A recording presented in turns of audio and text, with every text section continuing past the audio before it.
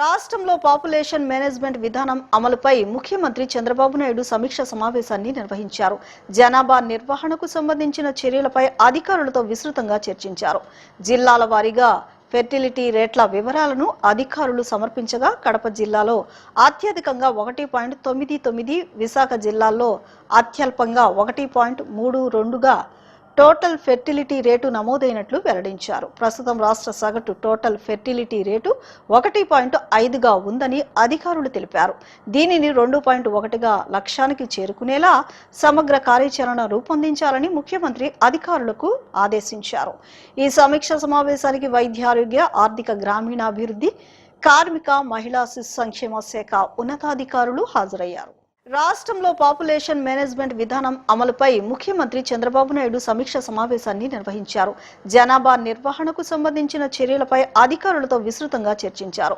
జిల్లాల వారీగా ఫెర్టిలిటీ రేట్ల వివరాలను అధికారులు సమర్పించగా కడప జిల్లాలో అత్యధికంగా 1.99, విశాఖ జిల్లాలో అత్యల్పంగా 1.32గా టోటల్ ఫెర్టిలిటీ రేటు నమోదైనట్లు వెల్లడించారు. ప్రస్తుతం రాష్ట్ర సగటు టోటల్ ఫెర్టిలిటీ రేటు 1.5గా ఉందని అధికారులు తెలిపారు.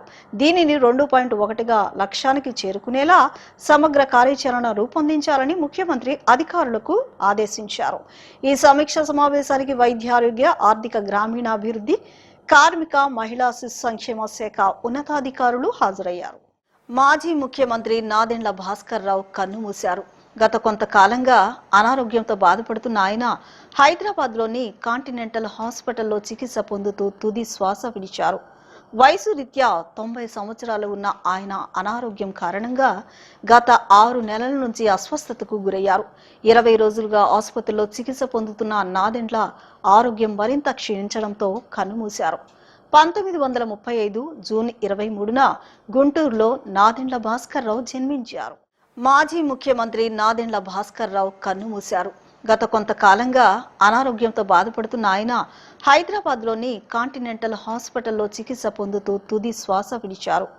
వయసు రీత్యా 90 సంవత్సరాలు ఉన్న ఆయన అనారోగ్యం కారణంగా గత 6 నెలల నుంచి అస్వస్థతకు గురయ్యారు. 20 రోజులుగా ఆసుపత్రిలో చికిత్స పొందుతున్న నాదెండ్ల ఆరోగ్యం మరింత క్షీణించడంతో కన్నుమూశారు. 1935 జూన్ 23న గుంటూరులో నాదెండ్ల భాస్కర్ రావు జన్మించారు.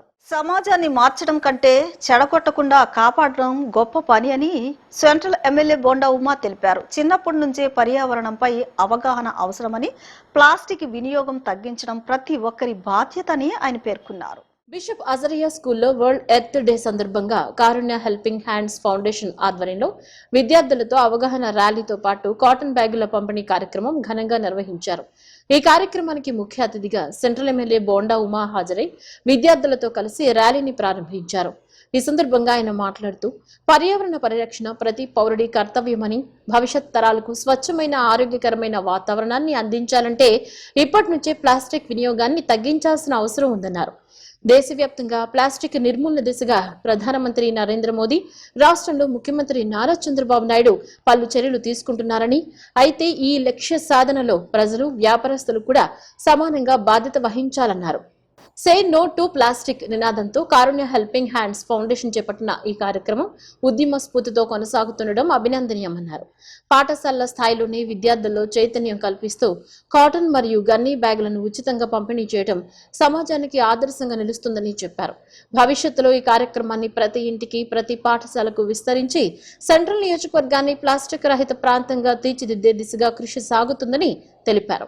ఈ కార్యక్రమంలో మాజీ corporator Nelibandla Balaswamy, Karunya helping hands foundation doctor Vijayaraj Gaddam, Lalitha Nagambika తదితరులు పాల్గొన్నారు.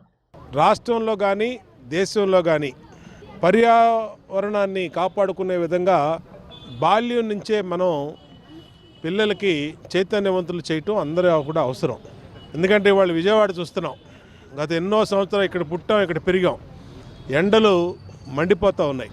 అలాగే ప్లాస్టిక్ రహిత భారతదేశం చేయాలని నరేంద్ర మోడీ గారు కానీ, ఇటు ఆంధ్రప్రదేశ్ ముఖ్యమంత్రి చంద్రబాబు నాయుడు గారు కానీ, అలాగే ఎన్జిఓ ఆర్గనైజేషన్స్ కానీ ఎంతో ప్రచారం కల్పిస్తూ ఉన్నాయి.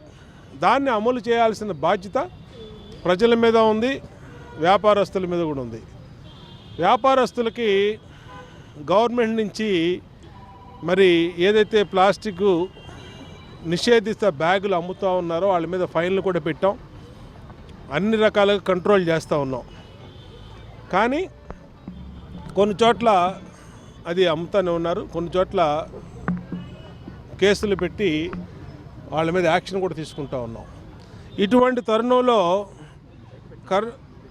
కారుణ్య హెల్పింగ్ హ్యాండ్స్ ఫౌండేషను ఇవాళ ఈ NGO organisation say no to plastic అని ఒక పెద్ద ఎత్తున యాజిటేషన్ అంటే ఉద్యమ స్ఫూర్తితో ఉద్యమ రూపంలో స్కూల్స్ని అన్ని చోట్ల కూడా పిల్లల్ని చైతన్యవంతులు చేస్తూ ఈ గన్నీ బ్యాగ్స్ని 10,000 బ్యాగ్స్ దాకా వీళ్ళే ఉచితంగా సప్లై చేస్తూ ఉన్నారు. ఈ కారుణ్య హెల్పింగ్ హ్యాండ్స్ సంస్థని వాళ్ళ ప్రతినిధులు అభినందిస్తూ ఉన్నాం.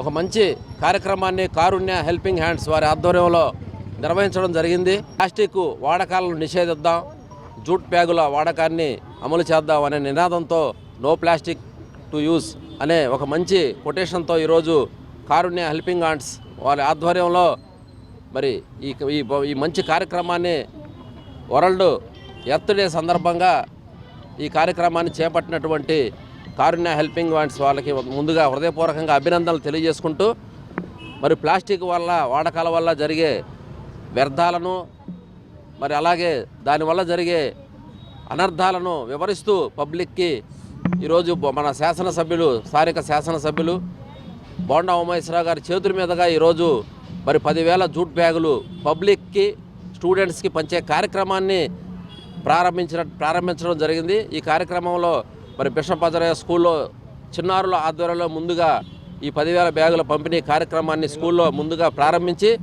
తర్వాత ర్యాలీగా పబ్లిక్లోకి వెళ్ళి పబ్లిక్లకు కూడా మరి అందరూ కూడా వాళ్ళు కూడా మరి అవేర్నెస్ తీసుకొచ్చేందుకు పబ్లిక్లో ఈ కార్యక్రమం ఎంతగానో ఉపయోగపడుతుంది. విజయవాడలోని నోరి రామశాస్త్రి ప్రభుత్వ ఆయుర్వేద కళాశాలలో విద్యార్థుల పట్ల వేధింపులు జరుగుతున్నాయని, దీనిపై గతంలో ఫిర్యాదు చేసిన విచారణ సక్రమంగా జరగలేదని ఆంధ్రప్రదేశ్ రాష్ట్ర మహిళా కమిషన్ చైర్పర్సన్ రాయపాటి శైలజ మండిపడ్డారు.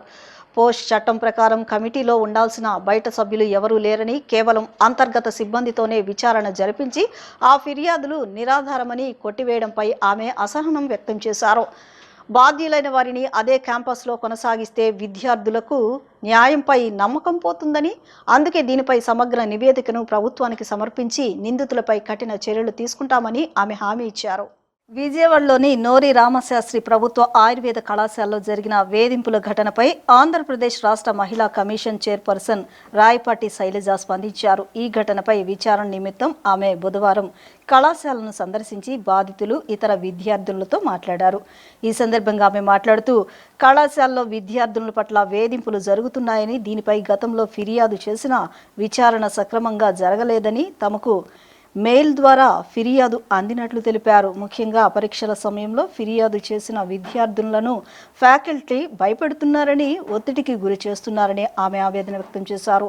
అంతేకాకుండా కళాశాలలో అంతర్గత ఫిర్యాదుల కమిటీ ఏర్పాటులో నిబంధనలు పాటించలేదని శైలజ గుర్తు చేశారు. పాష్ చట్టం ప్రకారం కమిటీలో ఉండాల్సిన బయటి సభ్యులు ఎవరూ లేరని, కేవలం అంతర్గత సిబ్బందితోనే విచారణ జరిపించి ఆ ఫిర్యాదులు నిరాధారమని కొట్టివేయడంపై ఆమె అసహనం వ్యక్తం చేశారు. భయం వల్ల గతంలో నోరు విప్పని విద్యార్థులు నేడు మహిళా కమిషన్ సభ్యులతో మాట్లాడి వాస్తవాలను బయటపెట్టారని ఆమె వెల్లడించారు. బాధ్యులైన వారిని అదే క్యాంపస్లో కొనసాగిస్తే విద్యార్థులకు న్యాయంపై నమ్మకం పోతుందని, అందుకే దీనిపై సమగ్ర నివేదికను ప్రభుత్వానికి సమర్పించి నిందితులపై కఠిన చర్యలు తీసుకుంటామని ఆమె హామీ ఇచ్చారు. విద్యార్థులకు నిర్భయమైన వాతావరణం కల్పించడమే తమ లక్ష్యమని పేర్కొన్నారు. ఎంక్వైరీ కూడా జరిగింది, కానీ ఎంక్వైరీ అనేది సరిగ్గా జరగలేదు. ఇప్పుడు ఏంటంటే ఇంటర్న్ ఎంక్వైరీ సరిగ్గా జరగకుండా మమ్మల్ని స్టూడెంట్స్ని ఎవరైతే కంప్లైంట్ ఇచ్చారో వాళ్ళని కొంచెం థ్రెటన్ చేస్తున్నారు, లేకపోతే హెరాస్ చేస్తున్నారు. అంటే ఇప్పుడు ఎగ్జామ్స్ కూడా వస్తున్నాయి కాబట్టి ఎగ్జామ్స్ ప్రెషర్ చూపించి ఆ ఫియర్ చూపించి మమ్మల్ని థ్రెటన్ చేస్తున్నారు. సో మీరేంటంటే మీరు మళ్ళీ ఎంక్వైరీ కండక్ట్ చేయండి, లేకపోతే పైన అంటే ఎన్టీఆర్ హెల్త్ యూనివర్సిటీ రిజిస్ట్రార్కి కానీ, వాళ్ళు యాక్చువల్లీ ఫస్ట్ కంప్లైంట్ చేసిందే రిజిస్టర్ కమిటీ వేసి కూడా ఇక్కడ చూడమన్నారు ఏమవుతుంది అనేది. సో మీరు మళ్ళీ ఎంక్వైరీ కమిట్ చేసి మాకు కొంచెం అష్యూరెన్స్ ఇవ్వండి దట్ మేము ఇలా కంప్లైంట్ చేసిన వాళ్ళని మమ్మల్ని థ్రెటన్ చేయరు, హెరాస్ చేయరు, ఎగ్జామ్స్లో మమ్మల్ని ఇబ్బంది పెట్టరు, అనేది ఈ పాయింట్స్ రాస్తూ మెయిల్ వచ్చిందనమాట. సో పాపం మళ్ళీ ఎవరైతే మెయిల్ పెట్టారో వాళ్ళని కాంటాక్ట్ చేయాలని చూస్తే అమ్మాయి మేడం అమ్మాయి ఎవరు మేము భయంతో ఉన్నాము, మేము మా పేరు చెప్పదలుచుకోలేదు. సో అలా 2-3 conversations mails to and fro జరిగినాయి. సో ఆ అమ్మాయి నుంచి పేరు తన ఏంటి కూడా ఏ ఇయర్ చదువుతుందో కూడా మాకు అసలు ఏమీ తెలియదు అనమాట. సరే ఎగ్జామ్స్ దగ్గరికి వస్తున్నాయి, మెయిన్ వాళ్ళ ఫియర్ అది కాబట్టి నిన్న అనుకొని ఈరోజు సడన్గా రావటం జరిగింది. మరి ఏదైతే వాళ్ళు కమిటీ వేసామన్నారో, ఐసీసీ కమిటీ ఏదైతే వేసామన్నారో కంప్లైంట్ ఎప్పుడు వచ్చింది అది కూడా ఆ ఫైల్ అంతా తెప్పించుకొని చూసాము. సో ఐ థింక్ మార్చ్లో వీళ్ళ కంప్లైంట్ వచ్చింది. డేట్ అండి మార్చ్ 16, 17 ఏదో కంప్లైంట్ వస్తే ఐసీసీ కమిటీ అనేది April 2 ఫామ్ చేశారు. సో అంటే ఒక ఎగ్జిస్టింగ్ ఐసీసీ కమిటీ కూడా మాకు తెలిసి ఇప్పటి వరకు కాలేజ్లో లేదు, internal complaint committee. So internal committee అనేది April 2 ఎప్పుడో ఫామ్ చేశారు. అండ్ దాంట్లో పాష్ యాక్ట్ ప్రకారం ఎక్స్టర్నల్ మెంబర్ కూడా కమిటీలో ఉండాలి. సో ఒక ఎక్స్టర్నల్ మెంబర్ కూడా లేరు, అందరు ఇంటర్నల్ మెంబర్సే. అందరితో ఎంక్వైరీ ఏదో రాయించారు, స్టూడెంట్స్ నుంచి తీసుకున్నారు. ఎవరైతే పేర్లు వాళ్ళు మెన్షన్ చేశారో స్టాఫ్ ఫ్యాకల్టీ పేరు వాళ్ళవి కూడా చదివాము. ఏంటంటే ఎనానిమస్ మెయిల్ కాబట్టి. కృష్ణా జిల్లాలో సంచలనంగా మారిన చిన్నారుల కిడ్నాప్ కేసులో పోలీసులు కీలక పురోగతి సాధించారు. పెనమలూరు పోలీస్ స్టేషన్ పరిధిలో జరిగిన ఈ ఘటనలో మరో 3 నిందితులను అదుపులోనికి తీసుకున్నారు. కిడ్నాపర్ల చెరలో ఉన్న మరో బాలుడిని సురక్షితంగా రక్షించి 80,500 నగదును సీజ్ చేశారు. ఈ సందర్భంగా జిల్లా ఎస్పీ వి విద్యాసాగర్ నాయుడు మాట్లాడుతూ సమాజంలో సులభంగా డబ్బు సంపాదించాలనే దురాశతో కొందరు నిర్దయగా వ్యవహరిస్తూ ఏమీ తెలియని చిన్నారులను లక్ష్యంగా చేసుకుంటున్నారని ఆవేదన వ్యక్తం చేశారు. అభం శుభం తెలియని పసిపిల్లలను తల్లుల నుంచి వేరు చేసి అక్రమంగా విక్రయించే ముఠాను కట్టడి చేసి బట్టబయలు చేసినట్లు తెలిపారు. ఈ నెల 17న నమోదైన కేసులో భాగంగా 10 నెలల బాలుణ్ణి సురక్షితంగా రక్షించామని చెప్పారు. బాలుణ్ణి కొనుగోలు చేసిన ఇద్దరితో పాటు ఒక ఆటో డ్రైవర్ను ముందుగా అరెస్ట్ చేసినట్లు, వారి నుంచి సేకరించిన సమాచారంతో ఈ ముఠా వ్యవహారం వెలుగులోకి వచ్చిందన్నారు. అదే ఆధారంగా ప్రధాన నిందితులైన మరో 3 అదుపులోనికి తీసుకుని విచారిస్తున్నట్లు వివరించారు. అరెస్ట్ అయిన నిందితులు గంటా మేరీ, పిడమర్తి కనకమ్మ, గండికోట గురమ్మ అని చెప్పారు. ఈ ముఠా ముఖ్యంగా భిక్షాటన చేసే మహిళలను లక్ష్యంగా చేసుకుని వారి పరిస్థితిని దుర్వినియోగం చేసుకుంటూ మాయమాటలతో చిన్నారులను అపహరించి ఇతరులకు విక్రయిస్తూ డబ్బు సంపాదిస్తున్నట్లు దర్యాప్తులో తేలిందని అన్నారు.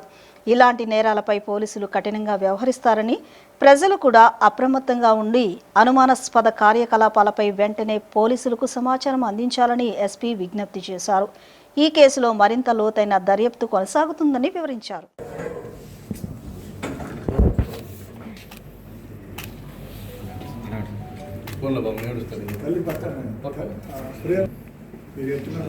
ప్రింట్ మీడియా వాళ్ళే తీసుకున్నాం. అది ఓకే.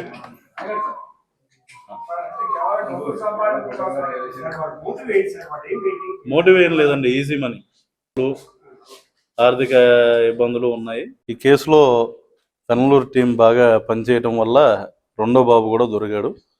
ఫర్దర్గా కూడా ఇంకా ఇటువంటి వారి సమాచారం ఎవరైనా మీకు తెలిసినా కూడా ఈ సంబంధిత గ్యాంగ్స్ తాలూకు సమాచారం మాకు ఇస్తే అది ఇన్వెస్టిగేషన్లో భాగంగా మరింత లోతుగా దర్యాప్తు చేయడం జరుగుతుంది. MGNREGA అమల్లో చంద్రబాబు నాయుడు ప్రభుత్వం నిర్లక్ష్యంగా వ్యవహరిస్తోందని వైసీపీ అధినేత మాజీ ముఖ్యమంత్రి వైఎస్ జగన్మోహన్ రెడ్డి తీవ్రంగా ఆగ్రహం వ్యక్తం చేశారు. అంతులేని అవినీతి, అసమర్థ నిర్ణయాలతో గ్రామీణ వ్యవస్థ దెబ్బతింటుందని ఆయన ట్వీట్ చేశారు.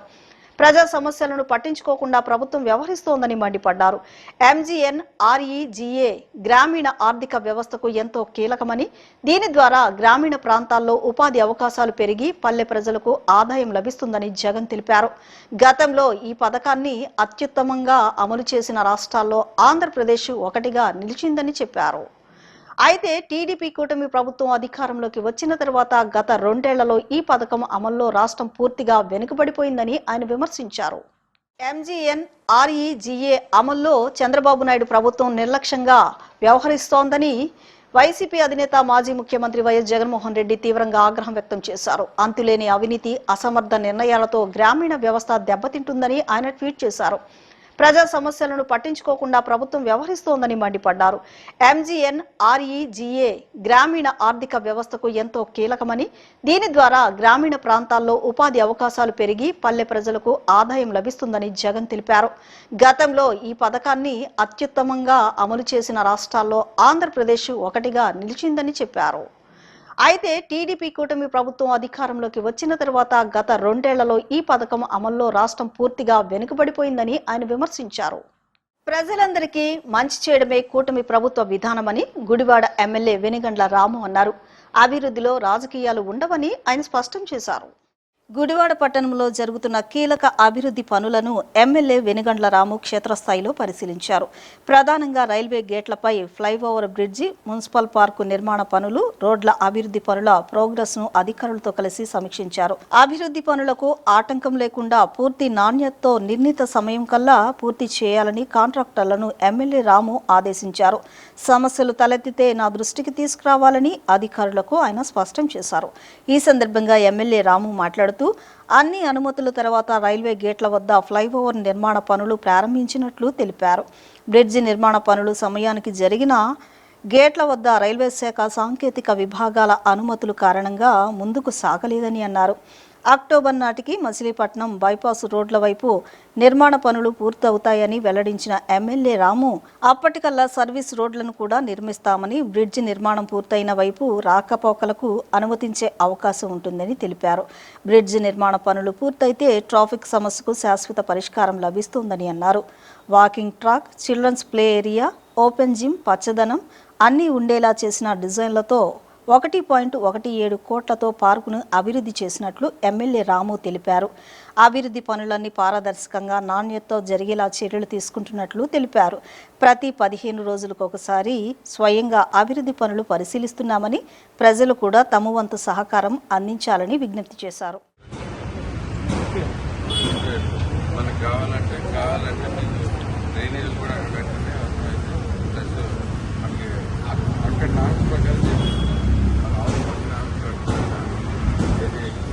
మార్కెట్ యాక్టివిటీ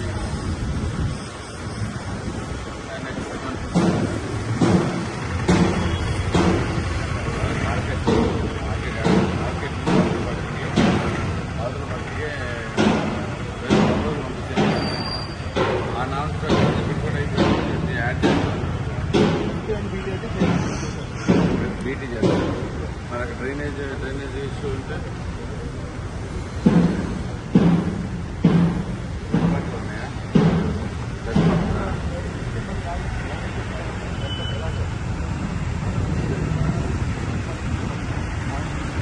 కవర్ చేస్తారా?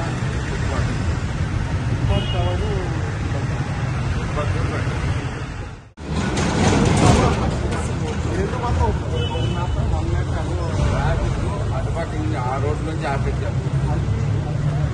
అదే లోపల రోడ్డు ఉంది కదా, మధ్యలో పనిచేసుకున్నా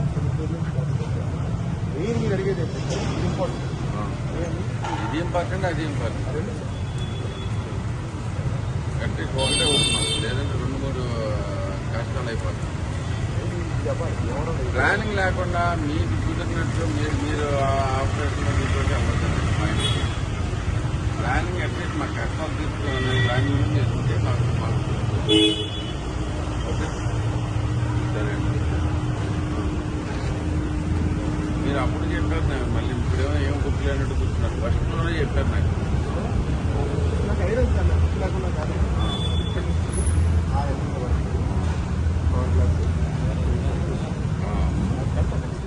రాష్ట్ర ప్రభుత్వం ఎంతో ప్రతిష్టాత్మకంగా అమలు చేస్తున్న డొక్కా సీతమ్మ మధ్యాహ్న భోజనం పథకంలో నాణ్యతా ప్రమాణాలు పాటిస్తూ రుచి శుచితో కూడిన భోజనాన్ని విద్యార్థులకు అందించాలని మైలవరం ఎమ్మెల్యే వసంత వెంకట కృష్ణ ప్రసాద్ పేర్కొన్నారు.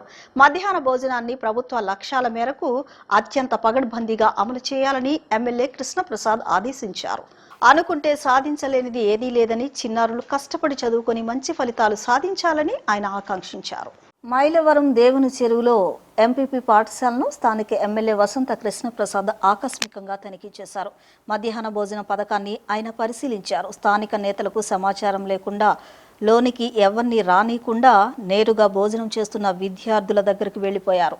ప్రతిరోజు భోజనం ఎలా ఉంటుందని విద్యార్థులను ప్రశ్నించారు. వారానికి ఎన్నిసార్లు గుడ్లు పెడుతున్నారు, చిక్కీలు రోజు ఇస్తున్నారా అని ప్రశ్నించారు. దీనికి విద్యార్థులు సమాధానమిస్తూ ప్రతిరోజు భోజనం బాగుంటుందని, వారానికి 5 సార్లు గుడ్లు ఇస్తున్నారని, చిక్కీలు ప్రతిరోజు పెడుతున్నారని సమాధానమిచ్చారు. నిజం చెబుతున్నారా లేదా ఊరికే భోజనం బాగుందని చెబుతున్నారా అని మరోసారి ప్రశ్నించగా నిజమే చెబుతున్నామని చిన్నారులు ముక్తకంఠంతో చెప్పారు. విద్యార్థులతో మమేకమై వారితో మాట్లాడి కుశల ప్రశ్నలను వేశారు.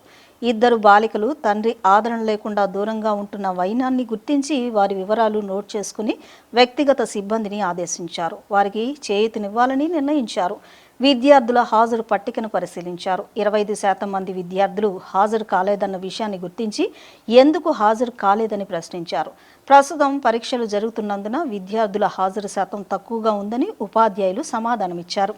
అనంతరం స్టాక్ రిజిస్టర్ను పరిశీలించారు. నమోదు చేసిన వివరాల ప్రకారం గుడ్లు, బియ్యం, చిక్కీలు నిల్వలు ఖచ్చితంగా ఉన్నాయి. మధ్యాహ్న భోజనాన్ని ప్రభుత్వ లక్ష్యాల మేరకు అత్యంత పగడ్బందీగా అమలు చేయాలని ఎమ్మెల్యే కృష్ణప్రసాద్ ఆదేశించారు.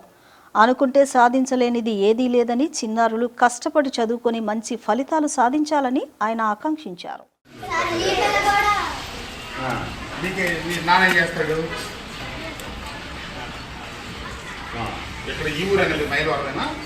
అమ్మ ఏం చేస్తుంది మరి? పక్క పని చేస్తాడు. ఎంతమంది మీరు? సార్తో మాట్లాడదాం, నేను తీసుకుంటాను. సార్తో మాట్లాడతాను. ఇద్దరు కలిసి వస్తారా? వీళ్ళ అమ్మతో కూడా ఇద్దరు మాట్లాడి ఇద్దరిని ఆఫ్టర్ లంచ్ మీతో మాట్లాడు. వాళ్ళందరికీ తల్లిదండ్రులు ఉన్నారు, ఇద్దరికి తండ్రులు లేదు. మనం వాళ్ళని బాగా చదువుకున్నామా? నువ్వు 95% పల్లవి తెచ్చుకుంటే నీ పేరేంటి? నువ్వు కూడా తెచ్చుకోవాలి. అనుకుంటే రాందే లేదు, గట్టిగా తెచ్చుకోవచ్చు. కష్టపడి చదువుకోండి, చదువు మీద దృష్టి పెట్టి నేను అమ్మ వాళ్ళతో మాట్లాడతానే మీకు అన్నీ ఉండేవి. మీ 80 మంది రోడ్లు అయిపోయినాయా? బాగున్నాయి, బురదలేక శుభ్రంగా ఉన్నాయి రోడ్లు, బ్రహ్మాండంగా ఉన్నాయి. రాజకీయ నాయకులు ఏంటి పేరు? అబ్దుల్లా. భోజనం బాగుంటుందా? అందరూ చేశారా? నువ్వే కాదండి, మీరంతా పుస్తేనా? నువ్వేంటి మన ఆటలు మాట ఎంతమంది అన్నమంది రాకపోయినాడు? ఏంటి ఈ తీసుకుని వస్తారు తమ్ముడు? అంగన్వాడీలో ఉన్నారు. ఆ తెలియదు నేను చాలా క్లాస్ ఏం చేస్తాడు నాన్న? పగేస్తాడు షాప్. నువ్వు చెప్పట్లా, వాడు చెప్తున్నాడు. మీ నాన్న నీ పేరేంటి? మీ నాన్న చేస్తాడు వాడు అమ్మ ఇంట్లో కనిపించవాడు. మీ నాన్న నీ పేరు? నాన్న చేస్తాడమ్మా. సమస్య బయట అమ్మ అమ్మ నాన్న చెప్తాడు. అమ్మ హౌస్ నాన్న సార్లు పెట్టారు అమ్మ. అమ్మ ఎంతమంది బ్రదర్స్ సిస్టర్? ఈ మాట విన్నా కేంద్రంలోని నరేంద్ర మోదీ ప్రభుత్వం తన అధికారాన్ని, రాజ్యాంగాన్ని సుస్థిరం చేసుకోవడానికి పార్లమెంటు సీట్లు పెంచుకుని దక్షిణాది రాష్ట్రాలకు దెబ్బకొట్టి ఉత్తరాది రాష్ట్రాల్లో సీట్లు పెంచుకోవడానికి చేసిన కుట్రను దేశ ప్రజలు గుర్తించారని సిపిఐ రాష్ట్ర కార్యదర్శి గుజ్జల ఈశ్వరయ్య అన్నారు. సంపద, విద్య, వైద్యం, రాజ్యాధికారంలో 50% వాటా కావాలని కల్పించాలని లెనిన్ మహాశయుడు ఆనాడే చెప్పారని గుర్తు చేశారు. నగరంలోని లెనిన్ సెంటర్ వద్ద వామపక్ష పార్టీలు, ప్రజా సంఘాల ఆధ్వర్యంలో లెనిన్ 156వ జయంతి ఉత్సవాలు నిర్వహించారు.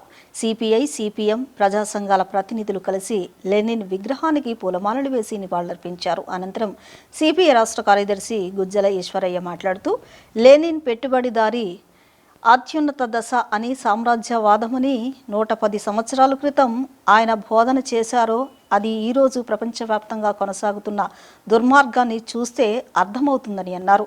నేడు ప్రపంచ దేశాల్లో జరుగుతున్న యుద్ధాలు, ఇరాన్పై అమెరికా సామ్రాజ్యవాదం, ఇజ్రాయెల్పై పాలస్తీనా చేస్తున్న దాడి ఇవన్నీ సామ్రాజ్యవాదం సృష్టించిన యుద్ధాలని అన్నారు. ఆ యుద్ధం బీభత్సం ప్రపంచ శాంతికి విఘాతం కలిగిస్తోందని అన్నారు. ప్రపంచవ్యాప్తంగా యుద్ధం వద్దు, శాంతి కావాలని భారత ప్రభుత్వం పాటుపడాలని తమంత ముక్త కంఠంతో డిమాండ్ చేస్తున్నట్లు తెలిపారు. విజయవాడ, హైదరాబాదు ప్రజలు ఆర్థిక స్థితిగతులు, జీవన ప్రమాణాలు, కార్మికులు, దీన కూలీలపై గుర్తించాలని డిమాండ్ చేశారు. పార్లమెంటు బిల్లు ప్రవేశపెట్టామని నారీ సారీ పెద్ద ఎత్తున ప్రచారం చేయడం దారుణమని అన్నారు. 2023లో పార్లమెంట్లో అన్ని పక్షాలు చేత మహిళా బిల్లు ఆమోదించిన బిల్లులను 2024లో అమలు చేస్తామని మోదీ చెప్పడం హాస్యాస్పదమని అన్నారు. బీజేపీ ఎన్డీఏ కూటమి 23 మంది ముఖ్యమంత్రులు ఉన్నారు. అందులో ఎంతమంది మహిళా ముఖ్యమంత్రులు ఉన్నారో సమాధానం చెప్పాలని ఈశ్వరయ్య డిమాండ్ చేశారు. ప్రపంచ విప్లవకారుడు, సోషలిస్టు ఉద్యమ నిర్మాత, ప్రపంచంలో ఉన్నటువంటి చీకట్లను చీల్చుకుంటూ సోషలిజానికి బాటలు వేసినటువంటి విఐ లెనిన్ యొక్క 156వ జయంతి ఉత్సవాలను ఈరోజు విజయవాడ నగరంలో ఉన్నటువంటి లెనిన్ విగ్రహం దగ్గర వామపక్ష పార్టీలు, ప్రజా సంఘాలన్నీ కూడా పెద్ద ఎత్తున నిర్వహించడం జరిగింది. ఈ సందర్భంగా లెనిన్ మహాశయుడు సామ్రాజ్యవాదం యొక్క అత్యున్నత దశ పెద్ద ఎత్తున ఎలా యుద్ధాలు సృష్టిస్తుందో అనేటువంటి అంశాన్ని 110 సంవత్సరాల క్రితమే బోధించినటువంటి వాడు. ఈరోజు అలాంటి ఆయన చెప్పినటువంటి మాటలు అక్షరాల ఈరోజు నిజం అవుతా ఉన్నాయి. ఒకవైపున పాలస్తీనా పైన ఇజ్రాయెల్ దాడి చేయడం, అదేవిధంగా ఇజ్రాయెల్, అమెరికా కలిసి ఇరాన్ పైన దాడి చేయడం, ఆ యుద్ధం సృష్టిస్తున్నటువంటి విధ్వంసం ప్రపంచ వినాశనాన్ని కోరుకునేటువంటి దిశగా ప్రయాణం చేస్తూ అమాయకులైనటువంటి చిన్నపిల్లలను, ముసలివారిని, అదేవిధంగా ఆర్థిక మూలాలపైన పెద్ద ఎత్తున దాడి చేయడం, అది ప్రపంచవ్యాప్తంగా ఆ యుద్ధ ప్రభావం ఇతర దేశాల యొక్క ఆర్థిక వ్యవస్థ పైన పడ్డమనేటువంటిది కొనసాగుతుంది. దాని ఫలితంగానే ఆ యుద్ధం ఫలితంగా భారతదేశంలో కూడా అనేక రకాలైనటువంటి ఆర్థిక భారాలు పెరుగుతున్నటువంటిది. ఒకవైపున పెట్రోలు, డీజిలు, అదేవిధంగా గ్యాస్ కొరత, ఇంకోవైపున హోటళ్లు తెరవకపోవడం, బాంబే, హైదరాబాద్, ఢిల్లీ, నోయిడా, చివరికి విజయవాడ లాంటి ప్రాంతంలో కూడా ఆ యుద్ధ ప్రభావం బలంగా పడడంతో ప్రజల యొక్క ఆర్థిక స్థితిపైన, జీవన ప్రమాణాలపైన పెద్ద ఎత్తున భారం పడతా ఉంది. మరి అలాంటి యుద్ధాన్ని వ్యతిరేకించినటువంటి లెనిన్ మహాశయుడు యొక్క 150వ జయంతి సందర్భంగా యుద్ధం వద్దు, శాంతి కావాలని చెప్పి ప్రజలంతా కూడా కోలుకోవాలని చెప్పేసి ఈ సందర్భంగా మేము విజ్ఞప్తి చేస్తున్నాం. ఎన్నికల కోడ్ ఉల్లంఘన కేసులో కాకర్ల వెంకటరామిరెడ్డిని జగన్ హయాంలోనే ప్రభుత్వం సస్పెండ్ చేసిందని టీడీపీ నేత పర్చూరి అశోక్ బాబు తెలిపారు. వైసీపీకి అనుకూలంగా ప్రచారం చేసినందుకు 4 ఎఫ్ఐఆర్లు నమోదయ్యాయని చెప్పారు. బాద్వేల్ రిటర్నింగ్ అధికారి నివేదిక ఆధారంగా చర్యలు ప్రారంభమయ్యాయని, అనంతరం విచారణలో తప్పులు తేలడంతో ప్రస్తుత ప్రభుత్వం డిస్మిస్ చేసినట్లు వెల్లడించారు. ఉద్యోగ నియమావళి ఉల్లంఘనకే ఈ చర్యలు తీసుకున్నామని స్పష్టం చేశారు. ఈరోజు సాక్షి పేపర్లో చాలా సంవత్సరాల తర్వాత జగన్మోహన్ రెడ్డి గారు ఒక వాస్తవం చెప్పాడు. చంద్రబాబు నాయుడు గారు మీరు తప్పు చేస్తున్నారు. ఎస్, చంద్రబాబు నాయుడు గారు తప్పు చేస్తున్నారు. ఎందుకంటే నువ్వు చేసిన తప్పులకి నిన్ను జైల్లో పెట్టకుండా ఇంతకాలం రోడ్డు మీద తిరగనివ్వడం చంద్రబాబు గారు చేసిన తప్పు. ఆయన ఆ తప్పు చేయబట్టే ఇవాళ నువ్వు నుంచిన పేపర్లో ఇష్టం వచ్చినట్టు మాట్లాడుతున్నావు. అయితే ఒక విషయం, సంతోషించదగ్గ విషయం ఏంటంటే 6 సంవత్సరాల తర్వాత ఆయన వెంకటరామరెడ్డి వైసీపీ మనిషి అవని, లేదంటే ఇంకో రకంగా అవని, ఒక ఉద్యోగి గురించి చాలా బాధపడుతూ, మదన పడుతూ, ఉద్యోగ సంఘాల గురించి, ఉద్యోగులకు ఆయన చేసిన మేలు గురించి ఇవాళ పబ్లిక్లో పేపర్లో మాట్లాడటం జరిగింది. ఎవరి వెంకటరామరెడ్డి? Kakarla Venkataramareddy, secretariat employee. ఆయన డిస్మిస్ చేశారు. ఎందుకు డిస్మిస్ చేశారు? ఎలక్షన్ క్యాంపెయిన్లో పాల్గొన్నాడు. ఉద్యోగికి కాంట్రాక్ట్ రూల్స్ ఉంటాయి. కాంట్రాక్ట్ రూల్స్లో అవినీతి, క్రమశిక్షణ రాహిత్యం, అయితే పని పట్ల నిర్లక్ష్యత, పని చేయకపోవటం, కొన్ని సందర్భాల్లో ఉద్యోగం మీద క్రమశిక్షణ చర్య తీసుకోవచ్చు అనేది కాంట్రాక్ట్ రూల్స్లో ఉంటుంది. ప్రతి కాంట్రాక్ట్ రూలు కేంద్ర రాష్ట్ర ప్రభుత్వ ఉద్యోగస్తులందరికీ అప్లై అవుద్ది. ఆల్మోస్ట్ అవి ఇవి ఒకలానే ఉంటాయి. అయితే వెంకటరామరెడ్డి గారిని ఏదో చంద్రబాబు నాయుడు గారి ప్రభుత్వం డిస్మిస్ చేసిందని గగ్గోలు పెట్టే జగన్మోహన్ రెడ్డి గారికి మాజీ ముఖ్యమంత్రిగా అసలు ఏం జరిగింది తెలుసుకోకపోవడం దురదృష్టం. ఏం జరిగింది? ఏప్రిల్ 24లో, అంటే అప్పటికి ఎలక్షన్ కోడ్ ఉంది, ఈ కాకర్ల వెంకటరామరెడ్డి వైఎస్ఆర్సిపి ఆర్టీసీ యూనియన్ నాయకుడు చంద్రయ్య కలిపి కడప జిల్లాలో 4 డిపోల్లో ప్రత్యక్షంగా జెండాలు పట్టుకుని వైసీపీకి ఓటేయండి అని చెప్పి పాంప్లెట్లు పంచుతూ డిపోలో ప్రచారం చేశాడు. ఇప్పుడు చిన్న విరామం తీసుకుందాం.